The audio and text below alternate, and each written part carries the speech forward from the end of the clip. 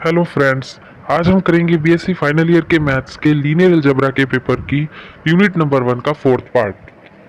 हमने 3 पार्ट के short question अच्छे से कर लिए हैं। उम्मीद है आपको समझ में आ गए होंगे और आपको लर्न भी हो रहे होंगे। और मैं उम्मीद करता हूं कि आप वो साथ साथ अपनी नोटबुक्स में राइट डाउन कर रहे होंगे। अब बात करते हैं इसके पार्ट नंबर 4 की। इसका पहला क्वेश्चन है basis of a vector space. Basis of vector space क्या होता है? Let V F be a vector space a subset S equal to v1 v2 up to vn of v is said to be a basis of v if क्या conditions है? दो, v1 v2 up to vn are linearly independent vectors. Second है v1 v2 up to vn span v, that is v equal to में ls, that is every vector of v is a linear combination of the vector of s. इसमें short question आएगा भी तो आएगा कैसे कि दो कंडीशंस कौन कौन सी हैं? होगा ये कि तीन कंडीशंस दे दी जाएगी और एक ऑप्शन मिलेगा बोथ ए एंड बी, तो उसमें से ये दोनों आपको मिलेगी और ठीक होंगी वो कंडीशन। तो दोबारा पढ़ लीजिए वो क्या है। पहले तो हमने इसमें दिया जाएगा कि let V F be a vector space a subset S v1 v2 up to vn of a v is said to be basis of v if v1 v2 up to vn are linearly independent vectors. v1 v2 up to vn span v, that is v equal to में ls, that is every vector of v is a linear combination of vector of s. Next है the set of vectors e1 e2 e3 and e1 e2 up to en are called natural bases. इनको हम क्या बोलते हैं? Natural basis बोलते हैं। और standard basis for standard basis किसके लिए? For R cube and R की पावर एन रिस्पेक्टिवली। ठीक है, दोबारा से देख लीजिए। The set of vectors e1 e2 e3 and e1 e2 up to en are called natural basis और standard basis for R cube and R ratio power n respectively.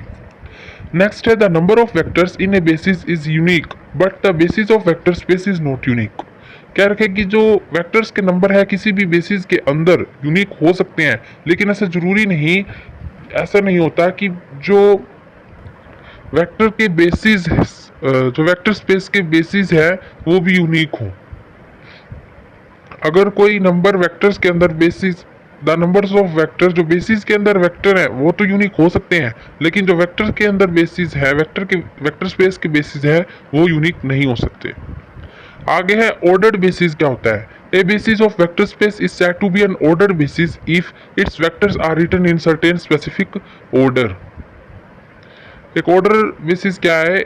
ये वो basis है वेक्टर स्पेस का, मतलब a basis of vector space is said to be an ordered basis if its, अगर उसके vectors को हम किसी सर्टेन स्पेसिफिक ऑर्डर में लिख सके तो वो ऑर्डर्ड बेसिस हो जाता है।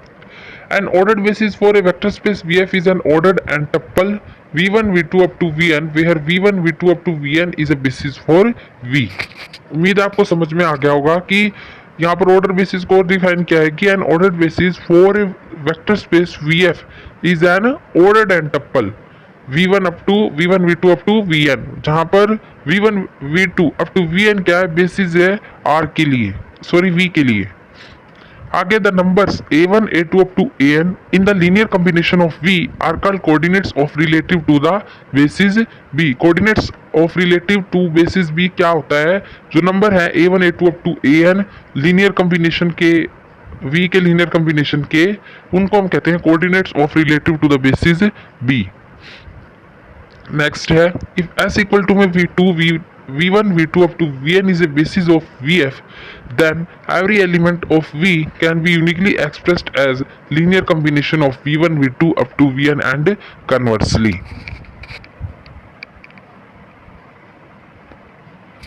मतलब है कि इफ s इक्वल टू में v1 v2 up to vn basis हो वेक्टर स्पेस vf का, जो एवरी एलिमेंट है v का उसे हम यूनिकली एक्सप्रेस कर सकते हैं लीनियर कॉम्बिनेशन किसका? v1 v2 up to vn, या फिर इसका उल्टा भी हो सकता है और कन्वर्सली। मतलब s अगर s बेसिस है vf का तो every element of v can be uniquely expressed as linear combination of v and conversely, मतलब उल्टा भी हो सकता है कि अगर v के अगर हम s को हम बेसिस मानते हैं वेक्टर स्पेस का और जो हर एक एलिमेंट है v वो यूनिकली एक्सप्रेस हो सकता है लीनियर कॉम्बिनेशन ऑफ v का। और जो ऐसे भी कह सकते हैं कि जो लीनियर कॉम्बिनेशन है v उसे हम यूनिकली एक्सप्रेस कर सकते हैं v के अंदर, तो इसका कन्वर्स भी हो सकता है। आगे there exist a basis for each finitely generated vector space. हर एक फाइनाइटली जनरेटेड वेक्टर स्पेस के लिए एक बेसिस एग्जिस्ट करता है। नेक्स्ट है इफ S इक्वल टू में v1 v2 up to vn spans a vector space vf then there exists a subset of S which is basis of v। अगर S equal to में this हो spans करे vector space vf को तो एक exist करेगा subspace of S which is basis of v। If S equal to में v1 v2 up to vn spans vf then any n plus 1 vectors in v are linearly dependent। कब if S equal to में v1 v2 up to vn spans करे vf को then any n plus 1 vectors in v are linearly dependent। Next है if S is linearly independent and v not belongs to S then the set S union v is linearly independent। क्या कर रखा है कि अगर S linearly independent है और v belong नहीं करता S से, जो सेट है S यूनियन v वो linearly independent होगा। आगे है if v is a finitely generated vector space then any two bases of v have the same number of elements। अगर v कोई भी फाइनाइटली जनरेटेड वेक्टर स्पेस है और कोई भी दो बेसिस होंगे v के, उनके पास सेम नंबर ऑफ एलिमेंट्स होंगे जो कि v के अंदर होंगे। आगे मैक्सिमल लीनियर इंडिपेंडेंट सेट कौन सा होता है? Linearly independent set, maximal linearly independent set. इसके लिए लेट करेंगे कि let S be a subset of vector space vf then S is said to be maximum linearly independent subset of V if no superset of S other than S itself is linearly independent। S को छोड़ के कोई भी superset अगर खुद में ही एक linearly independent ना हो तो वह maximum linearly independent set कहलाता है। क्या है? let S be a subset of vector space VF then S is said to be maximum, किसको जो सबसेट है S उसको मैक्सिमम लीनियरली इंडिपेंडेंट सेट तब कहेंगे, सबसेट तब कहेंगे V का if no superset of S, कोई भी S का सुपरसेट S को छोड़ के इटसेल्फ इज लीनियरली इंडिपेंडेंट। आगे if VF is a finitely generated vector space then any maximum linearly independent set of V is basis of V। अगर VF एक finitely generated vector space है तो हम कोई भी मैक्सिमल लीनियरली इंडिपेंडेंट सबसेट होगा V का, उसे हम बेसिस कहेंगे V का। नेक्स्ट है a subset S of a vector space VF is said to be minimum generated. यहाँ पर मिनिमल जनरेटेड सेट की बात हो रही है कि a subset S of a vector space VF is said to be minimal generated vector set minimum generated set if S is generating set of V। Next V can not be generated by any proper subset of S। मतलब ये कि एक subset है S का, S कोई भी vector space का VF का, उसे हम मिनिमल जनरेटेड वेक्टर स्पेस तब कहते हैं, मिनिमम जनरेटेड सेट तब कहते हैं जब S जनरेटिंग सेट हो किसका? V का, मतलब V S से ही जनरेट किया गया हो और V को हम जनरेट ना कर सके प्रॉपरली S के सबसेट को, S के सबसेट को हम V से जो है जनरेट ना कर सके, लेकिन S जो है वो जनरेटिंग सेट होना चाहिए V का, लेकिन V can not generated by any proper subset of S। आगे है minimal generating set of finitely generated vector space VF is always basis of V। मतलब जो मिनिमल जनरेटिंग सेट है finitely generated vector space VF का, वो हमेशा basis होता है V का। आगे है the number of elements in any basis of a finite dimension vector space VF is called dimension of the vector space VF and is denoted by dim V। मतलब ये कि जो नंबर ऑफ एलिमेंट्स हैं in any basis of V, in any basis of a finite dimensional vector space VF is called the dimension of the vector space VF and is denoted as dim V। मतलब dimension को हम dim V से denote करेंगे। आगे है a vector space having a finite basis is called finite dimensional vector space. अगर किसी भी वेक्टर स्पेस के पास फाइनाइट बेसिस हो, फाइनाइट नंबर ऑफ बेसिस हो, तो उसे हम फाइनाइट डायमेंशनल वेक्टर स्पेस कहते हैं। और नेक्स्ट है a vector space which is not finite dimensional. अगर कोई भी वेक्टर स्पेस फाइनाइट डायमेंशनल ना हो तो उसे हम कहते हैं infinite dimensional vector space. Okay, next है every linearly independent subset of a finitely generated vector space VF can be extended to form a basis of V। मतलब है कि हर एक लीनियरली इंडिपेंडेंट सबसेट को हर एक मतलब कि कोई भी वेक्टर स्पेस है फाइनाइटली जनरेटेड वेक्टर स्पेस का अगर कोई भी लीनियरली इंडिपेंडेंट सबसेट है उसको हम एक्सटेंड कर सकते हैं किसके लिए, एक वेक्टर स्पेस का बेसिस बनाने के लिए। हर एक linearly independent subset of finitely generated vector space VF can be extended to form a basis of V। Next है if the vector space V is of dimension n, अगर कोई vector space है V और उसकी dimension है n, then any n linearly independent vectors in V form a basis of V।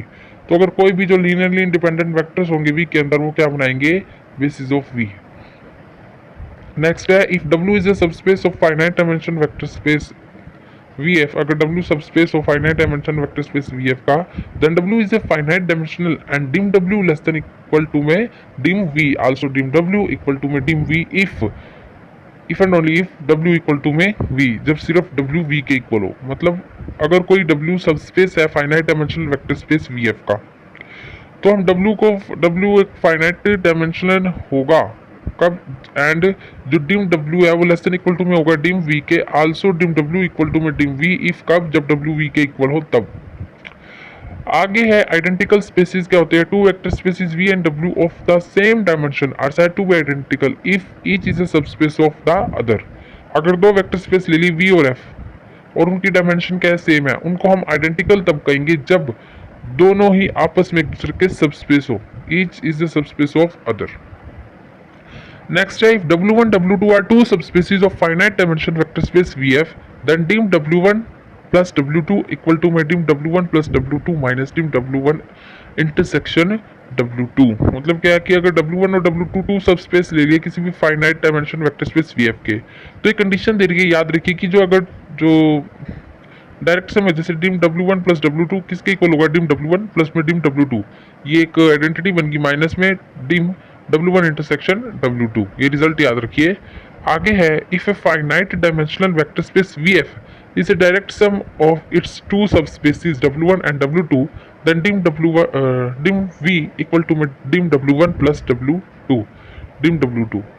मतलब क्या है कि अगर कोई भी finite dimension vector space VF है वो डायरेक्ट सम हो of its two subspaces W1 and W2 का, then dim V equal to में dim W1 प्लस W2 के इक्वल हो जाएगा। एक कंडीशन है किसकी, डायरेक्ट सम की, दो सबस्पेस के डायरेक्ट सम की।